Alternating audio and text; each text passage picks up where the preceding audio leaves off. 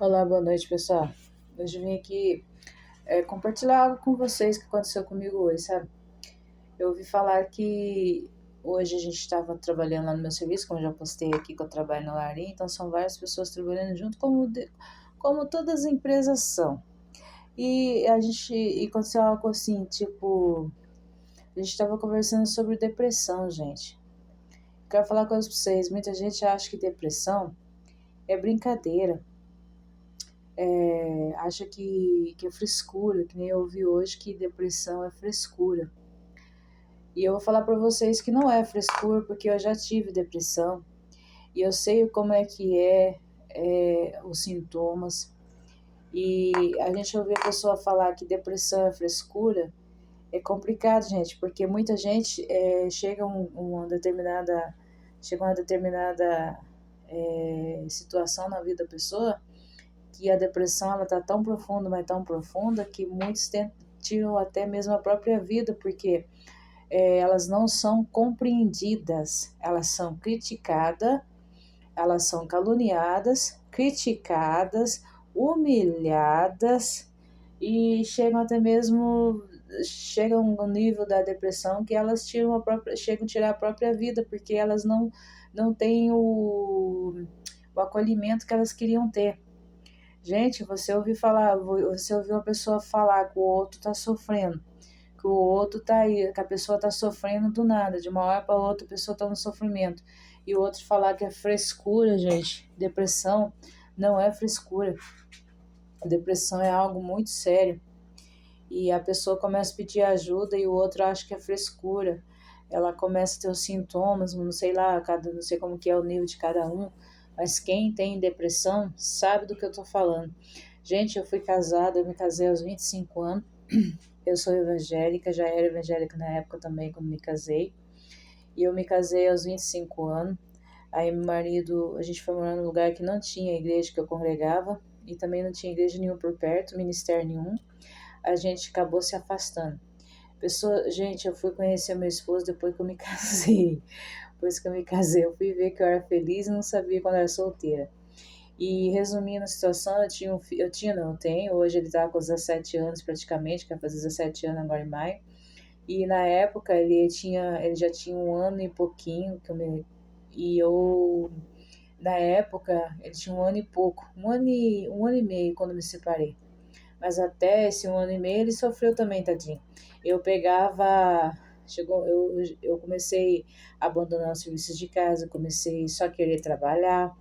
Eu só tinha, tipo, a minha felicidade, a minha alegria era no meu serviço. Quando eu chegava em casa, eu escutava coisa que, gente, é muito difícil. Só para quem passa por isso, que tem mulheres que passam esse tipo de humilhação na casa, sabe do que eu tô falando. E resumindo, para não ficar muito longo o vídeo, né? Aí eu cheguei, eu trabalhava de vigilante, a gente tinha que fazer exame psicotécnico uma vez por ano. Uma vez por ano todo vigilante tinha que fazer, quem é vigilante sabe do que eu tô falando. E eu comecei a ser reprovada, não conseguia passar, não conseguia passar, não conseguia passar. E aí eu fui diagnosticada por 3 psicólogas, não foi só uma. A primeira me chamou para conversar, pediu para me contar a minha vida, minha situação que eu vivi em casa, contei a minha situação. Aí o meu problema era o conjugal. O meu problema da minha depressão era o conjugal. Cada um tem um ciclo na sua vida, qual é o seu problema que você está em depressão. E a minha era conjugal. Quando chegava nessa parte, eu até chorava. Eu falava, mas eu vou ter que contar tudo isso de novo. Por quê?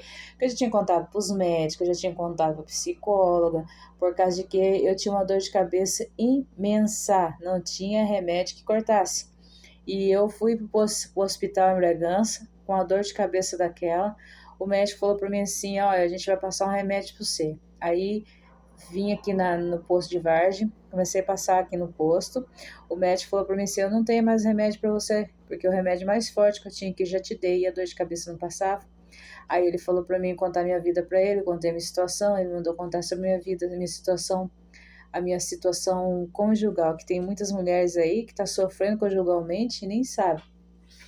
Porque tem vergonha, tem medo de pedir ajuda, tem vergonha de pedir ajuda. E eu falo pra você, não tenha vergonha de pedir ajuda, não tenha medo de pedir ajuda, porque problemas converse com a psicóloga, não tenha medo de pedir ajuda. Voltando ao assunto, aí as psicólogas, eu fui diagnosticada, gente, que eu já não estava mais, em depressão. Eu já tinha passado o grau da depressão, eu já estava vegetando. Eu pesava mais de 102 quilos, eu já estava vegetando. Sabe o que é vegetando? Eu estava vegetando. Pessoal, eu só levantava para ir trabalhar. Trabalhar, e meu filho eu tacava leite nele. Tadinho, era branco, eu só tacava leite nele. Eu tacava leite nele, aí na época eu não tinha internet ainda, né? Então eu tinha só DVD em casa.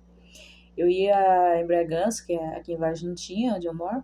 Eu ia em Bragança, que é a cidade vizinha, e comprava aqueles filmes, que roda 4 filmes, 6 filmes num só, e ali eu ficava assim na cama.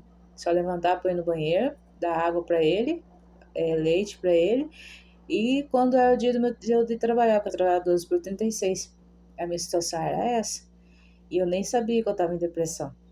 Um belo dia, o meu patrão, um dos encarregados da empresa que eu trabalhava, passou e me viu sentado na beira da estrada, porque eu morava lá de cima da pista da Fernandias, e ele passou e viu eu sentado na Fernandias lá, porque eu não queria subir e ir embora para casa, não queria ficar, eu queria estar em qualquer lugar, menos dentro da minha casa, porque era insuportável a minha situação, era só eu, ele, que era meu esposo, e o meu menininho de 1 ano e pouco. Era insuportável a minha situação, porque ele falava por mim que enquanto eu não me visse vegetando assim numa cama, eu não sei, ele não me batia, mas ele estava me matando psicologicamente.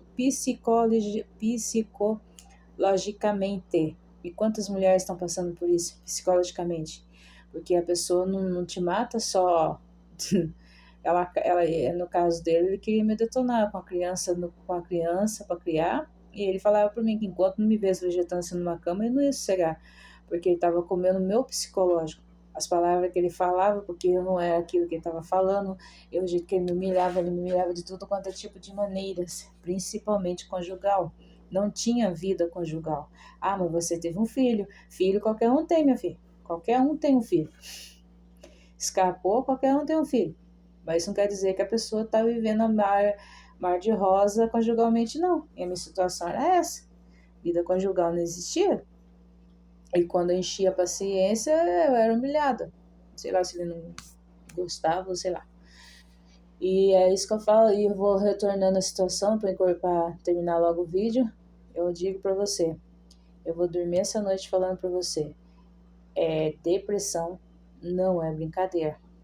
Depressão não é frescura. Todo mundo acha que depressão é frescura, que nem eu ouvi hoje que depressão é frescura, que a pessoa que tá com a depressão, ela tá com frescura. E depressão, gente, ela não é frescura. E só tem uma maneira de você, na minha opinião,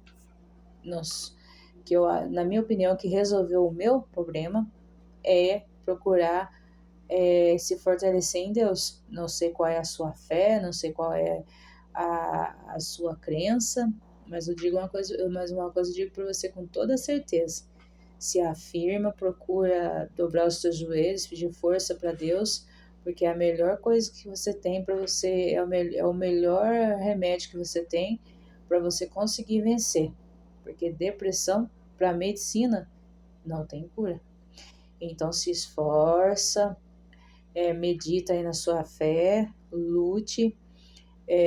Se você pretende, se você não sabe como fazer, procura uma igreja evangélica próxima da sua casa aí, da sua cidade, e comece a frequentar. Vai um dia, não precisa ser, eu não gosto de crente, eu não quero ser crente, mas você quer ser liberta, não quer? Tá sofrendo, não tá? Então, procura uma igreja evangélica. Vai numa igreja evangélica, Vai lá, participa do culto, ouve a palavra de Deus, escuta os hinos. Eu não gosto de... Mas escuta hino na casa, então, gente. Põe uma musiquinha gospel aí, ó. Troca essa música que tá deixando você lá embaixo, que seu alto astral lá embaixo, que sua autoestima lá embaixo. Troca essa música. Coloca uma música gospel pra você ouvir. Eu garanto pra você que você vai começar a sair dessa depressão que você tá. Bom, terminando o vídeo. Deprê não é frescura. Depressão não é frescura. Tenha uma ótima noite, que Deus abençoe a cada um. E deixa aí nos comentários o que você acha sobre a depressão.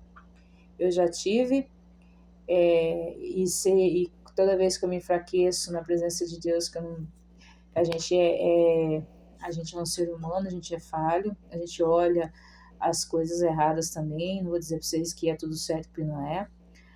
A gente é ser humano, a gente é falho, e toda vez que eu me enfraqueço também, eu vejo que isso quer voltar.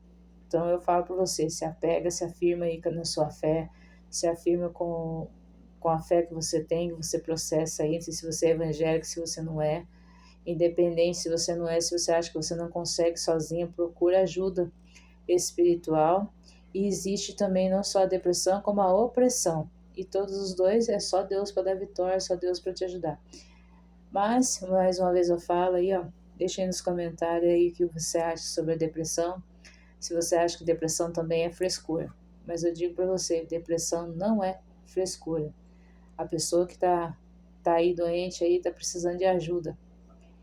Às vezes tem pessoas que ele tem tempo para tudo, menos para ouvir o outro falar.